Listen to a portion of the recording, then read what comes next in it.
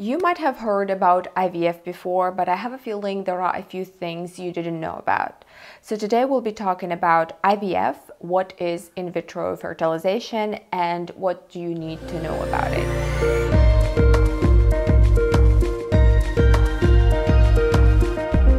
As you might already know, IVF is a medical procedure used to help individuals and couples conceive when natural conception is not possible or it has not been happening for a prolonged period of time.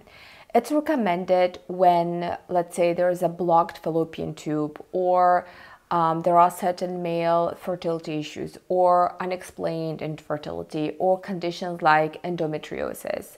Before undergoing IVF, you need to consult with a fertility specialist or a reproductive endocrinologist who will assess your medical history, who will do necessary tests, and discuss your fertility treatment options. I myself had no idea that IVF is such a complex process with multiple stages before I actually talked to someone who went through it.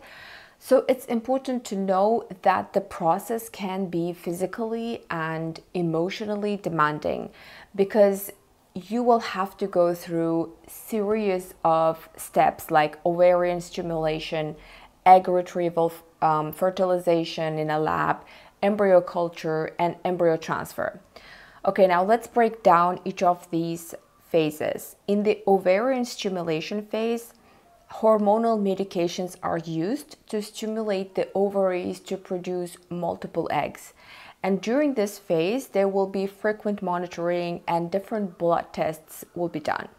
And then comes egg retrieval. Once the eggs are mature, a minor surgical procedure is performed to retrieve the eggs from the ovaries.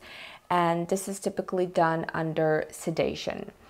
And then there is sperm collection. On the same day as egg retrieval, sperm is collected from the male partner or a sperm donor.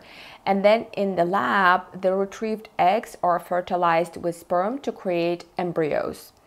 Fertilization can occur through conventional insemination, which is placing the sperm near the egg, or intracytoplasmic sperm injection, where a single sperm is injected into an egg.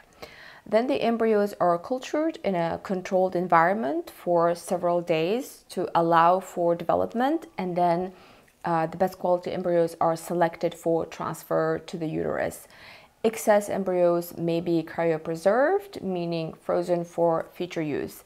And the final stage is embryo transfer, where a selected embryo is transferred into the uterus. This is relatively simple procedure and typically does not require anesthesia. IVF success rates can be different based on factors like age, the cause of infertility, and the number and quality of embryos.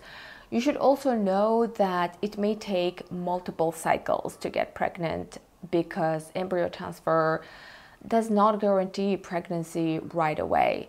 So it's important to consider the emotional and psychological aspects of it. You should be prepared for the emotional ups and downs associated with this process. And I really think seeking counseling, maybe support groups during and after this process can be quite helpful. Okay, now let's talk about financial side of it. IVF can be expensive and insurance coverages vary widely from country to country and also depends on your insurance provider, your insurance plan.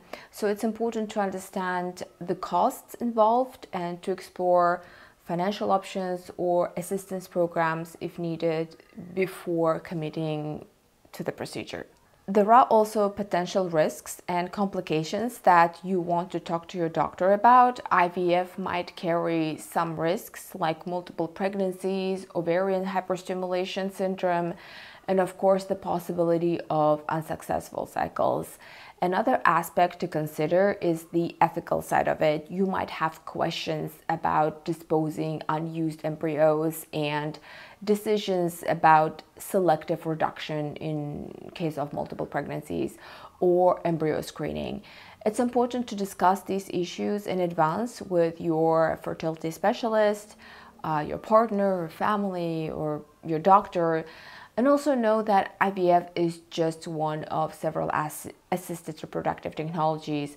Depending on your specific case, there might be other options available like intrauterine insemination or egg donation. So as you already know, it's important for IVF to be well informed, to consult with experienced medical professionals, and to make decisions based on your unique circumstances and goals. And as I have mentioned, the process can be rather challenging, but it has helped many people achieve their dream of starting a family or expanding a family. All right, I hope this was helpful. Let me know what you think in the comments, and see you next time.